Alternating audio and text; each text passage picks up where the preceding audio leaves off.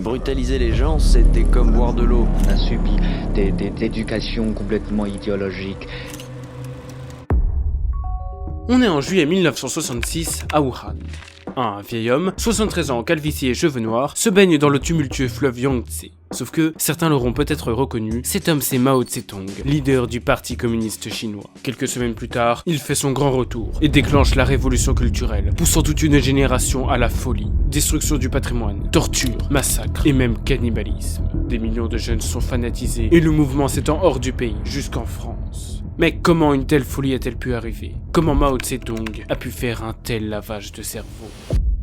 Pour mieux comprendre, je vous propose de remonter dans le passé, plus précisément en 1949. Mao vient de remporter la guerre civile chinoise et s'impose comme le grand timonier, chef de la nouvelle Chine communiste. Et il voit grand. Son projet, le grand bond en avant, qui prévoit l'industrialisation massive et rapide du pays. In the Great Leap Forward's most ambitious goal, Chinese were told production of steel also had to double in 1 year. Sauf que c'est un échec. Trop idéaliste et mal exécuté, il cause la pire famine de l'histoire moderne, provoquant la mort de 30 millions de Chinois. Alors, en 1962, Mao, jugé responsable du désastre, est écarté du pouvoir. Liu Shaoqi et Deng Xiaoping, plus pragmatiques et moins idéalistes que Mao, le remplacent. Humilié par cet échec, sentant la vieillesse arriver, Mao assiste impuissant aux réformes économiques de Liu Shaoqi. Ces dernières sont efficaces, mais problème majeur, elles vont à l'encontre des principes communistes de Mao. Ce dernier redoute que la Chine s'assouplisse, qu'elle suive le chemin de l'URSS, alors en pleine déstalinisation. Pire, la liberté d'expression commence à faire un discret retour en Chine. Par exemple, une pièce de théâtre de Wuhan raconte comment un fonctionnaire honnête aura été viré par un empereur corrompu. Il rappelle étrangement un certain Mao Tse-tung. Alors, il faut frapper fort, se dit Mao, pour restaurer sa pensée face aux dérives du gouvernement de Liu Shaoqi. Oui, une nouvelle révolution, une révolution permanente. Voilà ce qu'il nous faut. Car il a beau être écarté du pouvoir, Mao reste intouchable et il sait que son aura sur la population chinoise est intacte. Il sait qu'il peut encore manipuler les masses pour retrouver son pouvoir. Février 1966. Mao commence par se débarrasser d'adversaires politiques, comme le maire de Pékin, Peng Zhen. Il use d'un habile stratagème. Connaissant la sympathie de Peng pour Wuhan, Mao le charge de le condamner. Incapable de trahir son ami, Peng Zhen refuse, ce qui suffit pour l'écarter du pouvoir. Pour aller plus loin, Mao va utiliser la culture. Avec son épouse, Jiang Qing, et 3 autres hommes politiques, ils forment la bande des 4. Cette bande terrible établit les codes de la future révolution et intensifie la propagande maoïste. Chants, pièces de théâtre, danse, peinture, livres, Mao est plus que jamais encensé et loué. Il crée notamment un petit livre de 300 pages, le Petit Livre Rouge, véritable bible du maoïsme contenant les citations de Mao. Tout est prêt. Alors, le 16 mai 1966, à Pékin, la révolution culturelle est officiellement déclarée par la notification du 16 mai. Elle appelle le peuple à se soulever contre la bureaucratie capitaliste et les contre-révolutionnaires révisionnistes. Et pour que cette révolution se mette en marche, Mao cible la jeunesse, en particulier les universitaires. Il sait que ce sont les plus manipulables, les plus activistes. Pendant les mois de mai, juin et juillet, des dasibao, des affiches en gros caractères, sont placardées sur les murs des universités, invitant les jeunes à se rebeller contre leurs professeurs. Des factions d'étudiants révolutionnaires se forment à Pékin. Ce sont les fameux et terribles gardes rouges.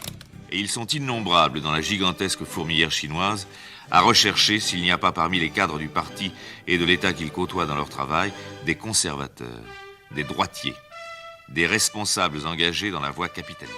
Rapidement, leur nombre se multiplie et ils intensifient leurs actions. Et puis, le 5 août 1966, la révolution culturelle bascule dans la violence. On est à Pékin, plus précisément à l'université normale. Des jeunes gardes rouges accusent la directrice d'un collège, Madame Byung-Zong-Yun, de révisionnisme. Ils lui font alors subir une séance d'autocritique, l'humilient, puis ils la frappent. La route court, des dizaines de gardes rouges accourent et se jettent sur elle, et bientôt, il ne reste plus qu'un cadavre ensanglanté. Ce jour-là, des jeunes étudiants venaient de franchir un point de non-retour. Et au lieu de calmer les événements, Mao Tse-tung rajoute de l'huile sur le feu et organise à partir du 18 août plusieurs manifestations de masse où il galvanise les foules.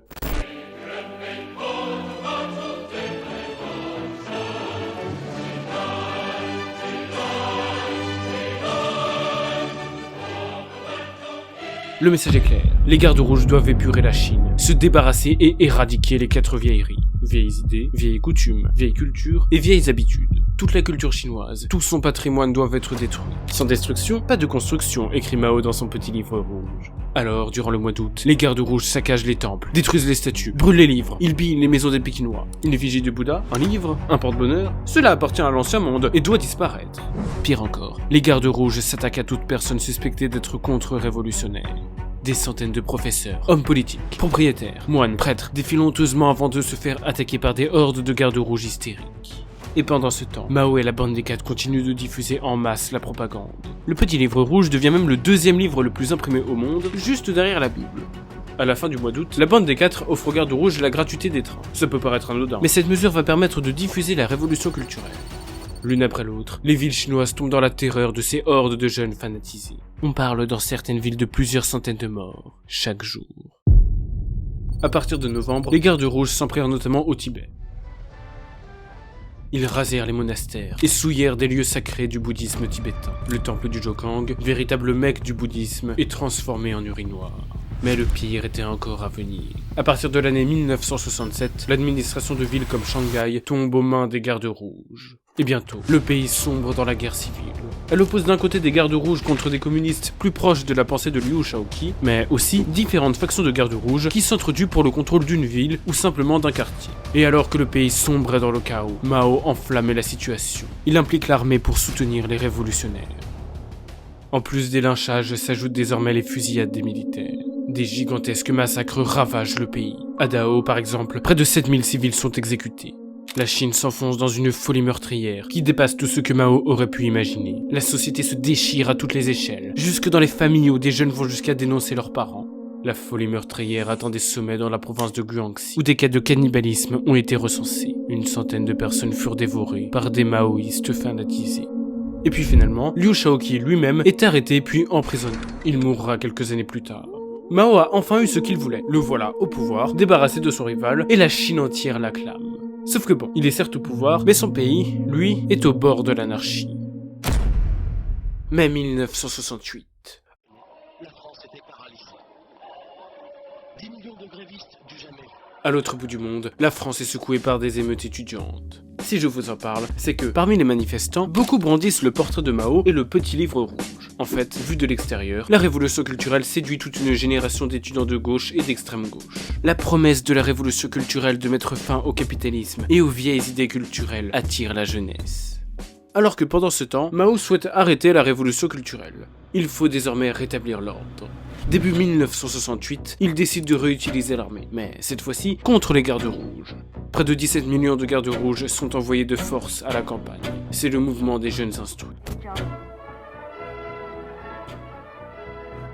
Mais si les gardes rouges n'existent plus, la révolution culturelle continue tout de même. Elle est maintenant ordonnée, contrôlée par l'État.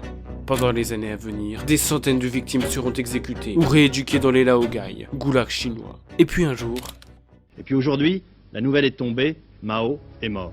Après des années de terreur maoïste, la révolution culturelle prend définitivement fin. Le bilan, plus de 5 millions de morts, et une population chinoise traumatisée pour le simple ego d'un homme qui voulait retrouver son influence et son prestige.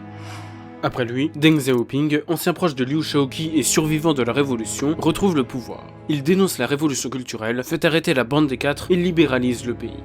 Mais malgré tout, la Chine reste à jamais marquée. Une génération entière a été meurtrie, en particulier les gardes rouges. Dites-vous que le sens de leur vie était orienté au principe de Mao. Et forcément, avec la fin de la révolution culturelle, beaucoup ont connu comme un vide et sont tombés dans la pauvreté ou la violence. Plus généralement, c'est toute une population qui a perdu ses valeurs les plus fondamentales. Comment croire en la fraternité quand on a vu un pays s'entre-déchirer ? Comment croire en la liberté alors que quand Mao donna la liberté à la jeunesse, cela transforma le pays en chaos ? Comment croire en la solidarité, la compassion et la bienveillance quand on vous bourre le crâne de propagande, disant que tuer le contre-révolutionnaire est quelque chose de bien ? Et pour mieux comprendre la situation, je vous propose de lire le témoignage de Zhang, un jeune qui avait dénoncé sa mère. À cette époque-là, c'était la lutte et l'intention des ennemis de classe qui l'emportaient. Je n'ai pas hésité. C'était un monstre, ce n'était plus ma mère. Je connaissais la procédure, je savais que c'était la mort qui l'attendait. Ce que ma mère a vécu à cause de moi, personne ne devrait le vivre, pas même un animal. Récemment, j'ai fait un rêve. Ma mère était partie, mais je ne savais pas où. Soudain, elle a surgi devant moi. J'ai essayé de lui prendre la main, j'avais trop peur qu'elle s'en aille. Je lui ai dit « Maman, ne me quitte pas. Encore une fois. Je suis vraiment désolé, j'ai eu tort. Je me suis trompé. » J'ai ajouté. Notre famille ne peut pas vivre sans toi. Mais elle a disparu, sans rien dire. Ma mère me manque, je la vois souvent en rêve. Elle ne m'adresse jamais la parole.